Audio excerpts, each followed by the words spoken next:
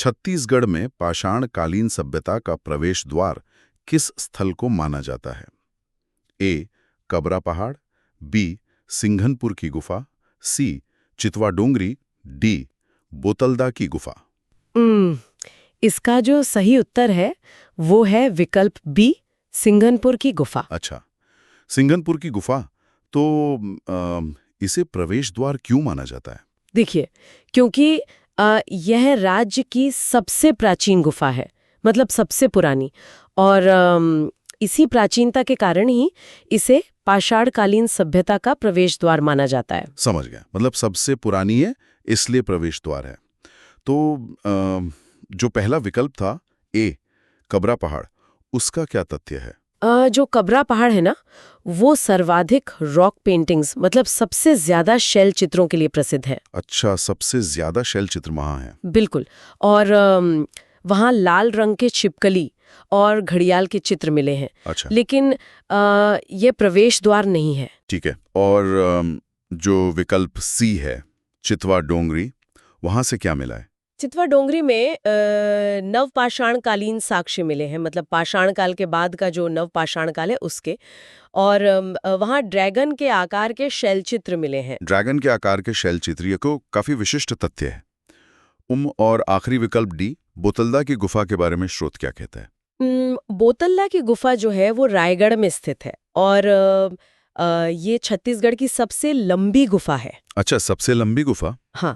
तो प्राचीन गुफाओं के साक्ष्यों को मतलब इस तरह स्पष्ट रूप से समझने के बाद मेरे मन में ये जानने की जिज्ञासा हो रही है कि जो नवगठित जिले हैं उनके कारण ऐतिहासिक स्थलों की वर्तमान भौगोलिक स्थिति में क्या बदलाव आए? ये एक बहुत ही महत्वपूर्ण पहलू है, क्योंकि भूगोल बदलता है तो ऐतिहासिक स्थलों का पता भी बदल जाता है। बिल्कुल। इसी से जुड़ा हमारा दूसरा प्रश्न है। मैं धनपुर उत्तर पाषाणकालीन स्थल अब किस जिले के अंतर्गत आता है? A. Bilaspur, B. Korba, C. Gaurela Pendra Marwahi GPM, D. Koriya. इस प्रश्न का सही उत्तर है विकल्प सी, गौरेला पेंड्रा मरवाही, जिसे हम जीपीएम भी कहते हैं। अच्छा, जीपीएम जिले में। हाँ, देखिए, नई जिले के गठन के बाद ये जो उत्तर पाषाणकालीन स्थल है धनपुर, ये अब इसी जिले की सीमा में आता है। समझ गया। तो जो विकल्प ए बिलासपुर है, क्या वो पहले सही था? बिल्कुल सही। जिले के विभाजन से पहले धनपुर बिलासपुर का ही हिस्सा था, लेकिन अब ये गलत विकल्प है, क्योंकि अब जिला बदल चुका है। और विकल्प बी कोरबा के बारे में क्या जानकारी है? कोरबा एक पड़ोसी जिला है। वहां से पाषाण युगीन साक्ष्य जरूर मिले हैं। ठीक है। और विकल्प डी कोरिया? देखिए, कोरिया जो है वो उत्तरी छत्तीसगढ़ का जिला है। हाँ, पाषाण काल के इस भौगोलिक वर्गीकरण को समझने के बाद अब हम चर्चा को मध्यकालीन छत्तीसगढ़ के राजवंशों और उनके आपसी संघर्ष की ओर मोड़ते हैं। हाँ, ये कालखंड काफी घटनापूर्ण रहा है। बिल्कुल। कलचुरी वंश के किस शासक ने बस्तर के छिंदक नागवंशी राजा सोमेश्वर देव को पराजित कर बंदी बनाया था? ए. रत्नदेव प्रथम, बी. पृथ्वीदेव प्रथम, सी. जाजलदेव प्रथम, डी. रत्नदेव द्वितीय। इसका सही उत्तर है विकल्प सी, जाजलदेव प्रथम। जाजलदेव प्रथम, अच्छा जी। ये एक प्रतापी शासक थे। इन्होंने सोमेश्वर देव को सपरिवार बंदी बनाया था, मतलब पूरे परिवार के साथ सपरिवार बंदी बनाया। हाँ, लेकिन बाद में उनकी माता के आग्रह पर उन्होंने उन्हें मुक्त भी कर दिया था। अच्छा, माता के आग्रह पर मुक्त कर दिया। ये काफी विशिष्ट जानकारी है। तो बाकी विकल्पों का क्या विश्लेषण है? जैसे रत्नदेव प्रथम। रत्नदेव प्रथम ने रतनपुर शहर बसाया था और वहाँ महामाया मंदिर का निर्माण कराया था। रतनपुर शहर और महामाया मंदिर, ठीक है। और पृथ्वीदेव प्रथम? पृथ्वीदेव प्रथम ने तुम्माड़ में शिव मंदिर बनवाया था और उन्होंने सकल कोसलाधिपति की उपाधि धारण की थी। सकल कोसलाधिपति, ये तो काफी बड़ी उपाधि है। बिल्कुल। और जो अंतिम विकल्प है डी, रत्नदेव द्वितीय, रत्नदेव द्वितीय ने त्रिपुरी के राजा और गंग वंशीय राजा अनंतवर्मन चोडगंग को पराजित किया था। अच्छा, त्रिपुरी के राजा और गंग वंशीय राजा अनंतवर्मन चोडगंग को। ठीक है। तो युद्ध और शौर्य की इन बातों के बाद अब राजवंशों की प्रशासनिक और सांस्कृतिक पहचान के बारे में बात करते हैं, मतलब उनके राजकीय चिन्हों के बारे में। हाँ, राजकीय चिन्ह इतिहास में पहचान का एक बहुत बड़ा स्रोत होते हैं। तो मैं अगला प्रश्न प्रस्तुत करता हूँ। गजलक्ष्मी किस प्राचीन राजवंश का राजकीय चिन्ह था? ए. राजशितुल्य कुलवंश, बी. शर्बपुरीय वंश, सी. नल्लवंश, डी. पांडुवंश। इसका सही उत्तर विकल्प बी है, शर्बपुरीय वंश। शर्बपुरीय वंश, अच्छा। हाँ, देखिए इस वंश के जो ताम्रपत्र और मुद्राएं मिली है ना, उन पर हाथी से घिरी हुई देवी गजलक्ष्मी का अंकन मिलता है। मतलब हाथी से घिरी हुई देवी गजलक्ष्मी। ठीक है। तो विकल्प ए, राजशितुल्य कुलवंश, इनका राजकीय चिन्ह क्या था? राजशितुल्य कुलवंश का राजकीय चिन्ह सिंह हुआ करता था, मतलब शेर। सिंह, ठीक। और सी, नलवंश का क्या चिन्ह था? नलवंश का राजकीय चिन्ह बैल था, जिसे हम नंदी भी कहते हैं। या फिर अर्धचंद्र था। बैल या अर्धचंद्र, समझ गया।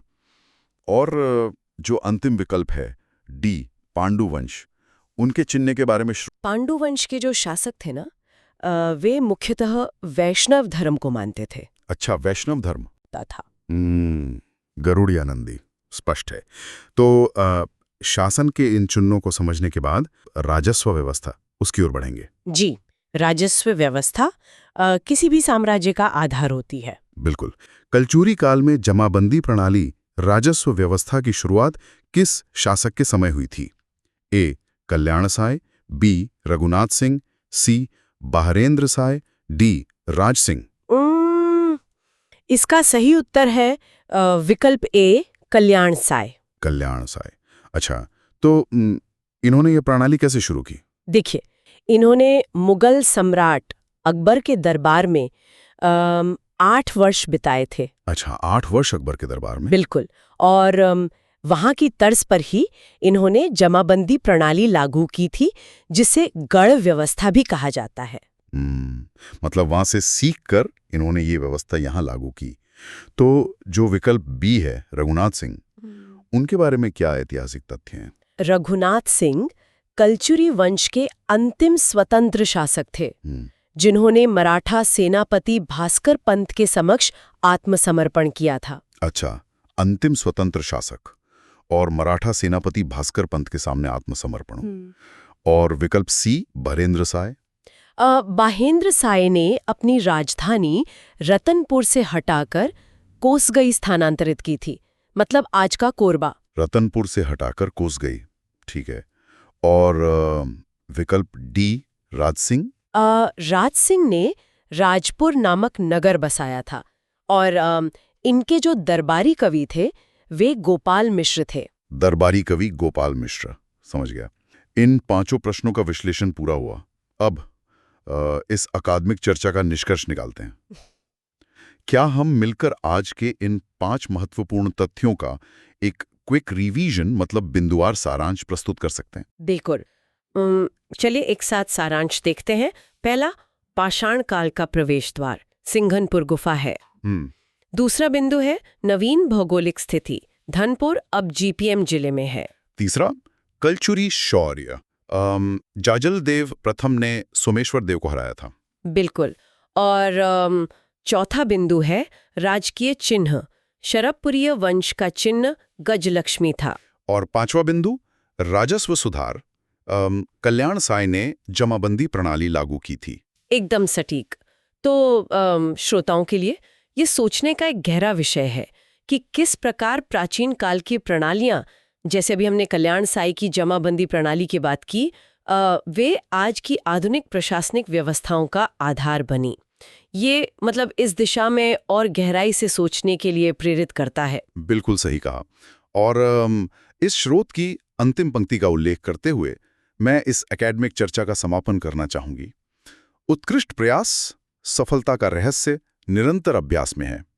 अगले मॉक टेस्ट के लिए तैयार रहें।